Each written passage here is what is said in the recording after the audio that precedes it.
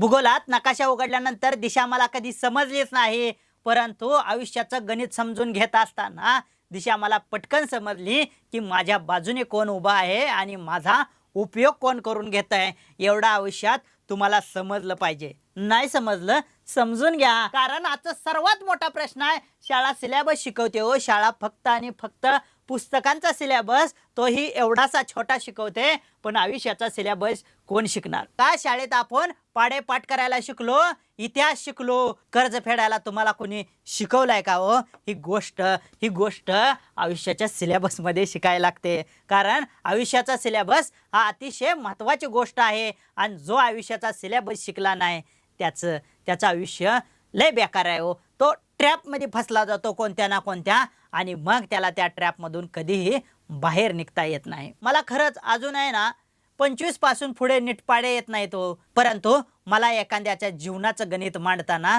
मला कधीच कोणती अडचण आली नाही. कारण मी फक्त आयुष्याचा सिलेबस शिकलो, मी विज्ञान शिकलो, इतिहास शिकलो, भूगोल शिकलो, परंतु त्याच मार्काच्या दृष्टिक्षेपात मी कधी नाही अडकलो. तुम्ही अडकलाय? त्या मार्काच्या दृष्टिक्षेपात तुम्ही अडकलाय का? अडकला असाल तर लवकर बाहेर निघा. तुम्ही स्वतःच्या मनाला प्रश्न विचारा. जगाला दिसत असेल हो तुम्ही सक्षम आहे, परंतु स्वतःच्या मनाला प्रश्न विचारा, खरंच आपण सक्षम आहे? आयुष्याच्या सिलेबसमध्ये खरंच आपण पास झालोय का? की निर्णय घेणं हे कोणत्याही या टक्केवारीत शिकवलं जात नाही हो.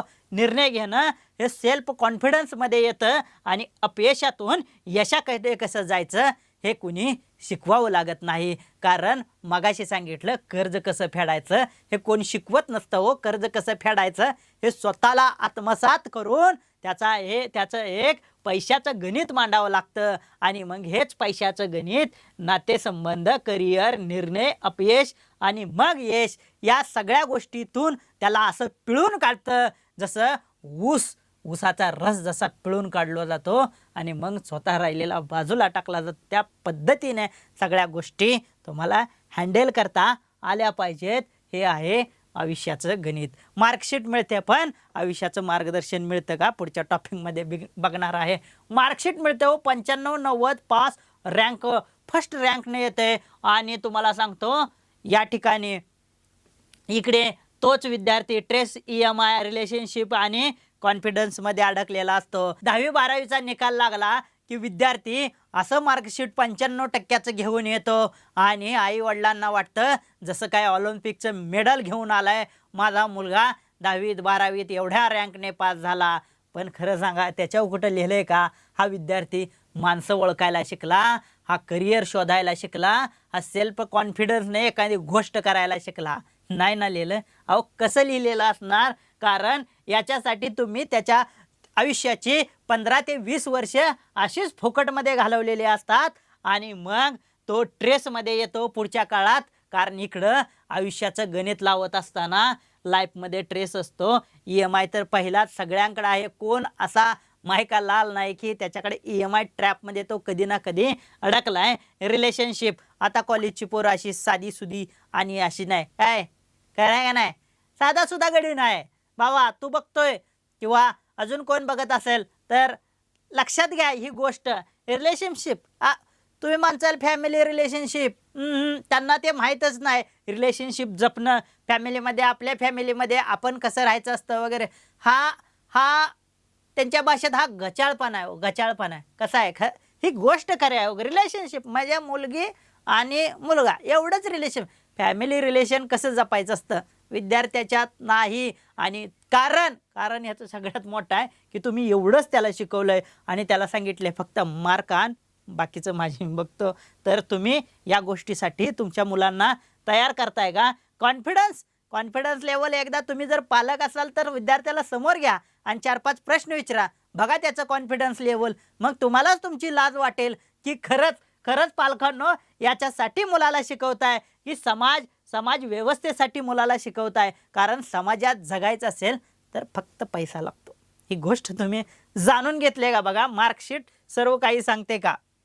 मार्कशीट सर्व काही सांगते असं पालकांना वाटतंय, पण पालक सगळ्यात मोठी चूक करताय तुम्ही. तुमच्या विद्यार्थ्यांना थेरम, पिरियोडिक टेबल हे पाठ पाहिजे हो, परंतु त्याच्यासोबत सुद्धा आयुष्यात तुम्हाला कोण फसवतंय, तुमचा कोण वापर करून घेतंय, तुमच्यासोबत बोलत असताना तुमचा मध्येच कोण काटा काढतंय, आर्थिकदृष्ट्या, सामाजिकदृष्ट्या व कोणत्याही क्षेत्रात तुम्हाला कोण फसवतंय का, हे विद्यार्थ्याला ओळखायला शिकवा. शाळेचा सिलेबस बघा, भाषा, गणित, विज्ञान, इतिहास, भूगोल आणि बरंच काही. परंतु आयुष्याचा सिलेबस शिकवत असताना त्याला कुठल्या सिलेबसमध्ये पैसे कसे कमवायचे, नुसते पैसे कमवायचे नाहीत, पैसे कसे हँडल करायचे, पैसे कमवण्यापेक्षा आज पैसे हँडल करणं किंवा नुसते सेव्हिंग करायचे नाहीत, पैशाने पैसा कसा कमवायचा आणि पैशाने माणसं कशी कमवायची, हे आज कोण शिकवत आहे का, हे मला सांगा. कुठल्या सिलेबसमध्ये? अजिबात नाही, कुठल्यासुद्धा सिलेबसमध्ये नाही. गुंतवणूक कशी करायची, नाती कशी टिकवायची, नेतृत्व, विषय संपलाय हो नेतृत्वाचा.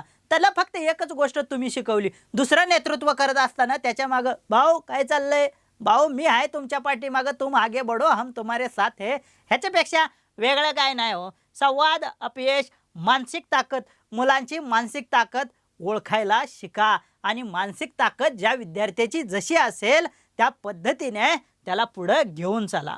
स्वतःचा मार्ग शोधणे त्याला शिकवा. तुमचा मुलगा स्वतःचा मार्ग शोधायला तत्पर आहे का हो? एक गोष्ट खरं खरं मनापासून सांगा, नाही ना. कारण आहे ना, सिनियर के जी, ज्युनियर के जी, त्याच्यानंतर तुम्ही पहिल्यापासून जे त्याच्यासोबत आहे, जे पण काय करायचं आहे त्याला स्वतःला काही करू दे, तू फक्त उभा राहा, बाकीचे डॉक्युमेंट्स वगैरे माझी मी जुळवतो, सगळं माझी मी करतो, त्याला काही करू दिलं नाही. मग तो ग्रॅज्युएशनपर्यंत पेपरला नेणं आणणं, त्याचे सगळे झेरॉक्स काढणं, सगळं सगळं तुम्हीच करता.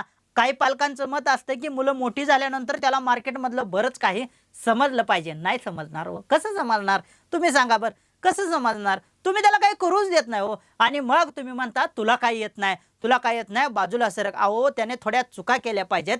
चुका केल्याशिवाय त्याला कसं समजणार आहे की कोणतं चूक आहे, कोणतं बरोबर आहे? मानसिक ताकद त्याची स्ट्रॉंग ठेवायला शिकावं आणि स्वतःचा मार्ग शोधायला त्याला शिकवा. कारण आज जर तो तुमच्या मार्गावर चालत असेल तर तुमचे मार्ग अजून थोड्या दिवसात बंद पडणार आहेत. नवीन टेक्नॉलॉजी येणार आहे. अपग्रेड आणि अपडेट या गोष्टी तुम्ही डोक्यात ठेवा आणि नवीन जनरेशनला खरंच स्वतःचा मार्ग शोधण्यासाठी असं कॅपेबल बनवा.